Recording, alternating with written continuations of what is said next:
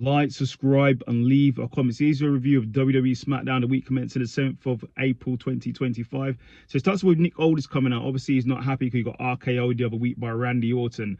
Randy Orton comes out and says they're even because he actually paid double for a fine he paid previously. So he paid in advance for this one he did, this RKO that he did on Nick Aldis, and that's all paid up. But he said he's not happy because doesn't have a match for WrestleMania and he needs a match and he needs Nick to sort it out. He says he doesn't want money. Nick says to Randy he doesn't want money, he just wants respect. As he said that, Solo and Tama Tonga come out, calls out Randy, said it's over for Randy. Randy's something in the past and Jacob Fatu will win at WrestleMania. Randy calls him out for a fight. They all brawl and then LA Knight comes out to help. Then we go into our first match, which is a women's tag team championship gauntlet match. So it started with Bayley and Lara Valkyrie versus Zoe Starks and Shayna Baszler. Really good match, but in the end, Bayley and Lara win. Then it's Bayley versus Natalia versus Maxine. Really good match, but in the end, Bayley and Lara win. Then it's Bayley and Lara versus Kaden and Katana. Good match, but in the end, Bayley and Lara win. Then it's Bayley and Lara versus B-Fab and Mia Chin.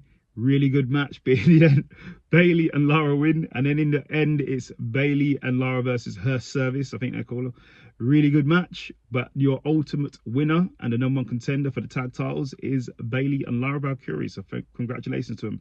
Then Damien Priest comes out.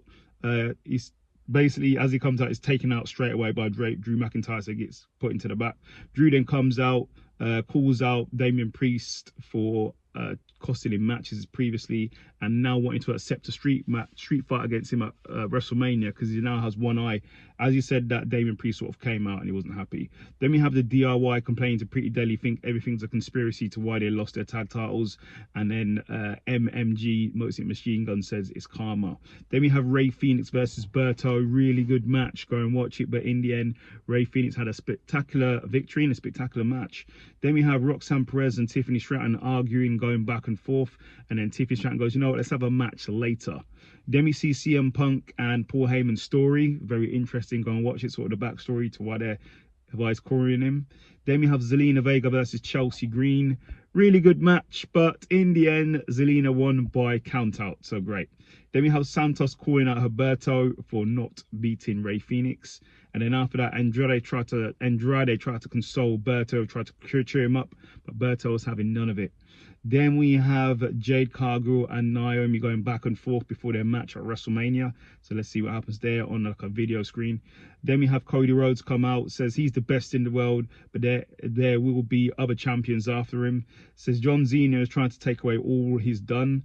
And he also talks about previous champions, because there's loads of championship belts out there that talks about all the individual champions. And says John Cena isn't a champion and he does his best work when he's backed into a corner.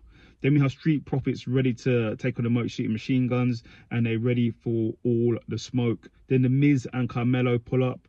Called them out for not defending the titles at WrestleMania, so they need to fix up.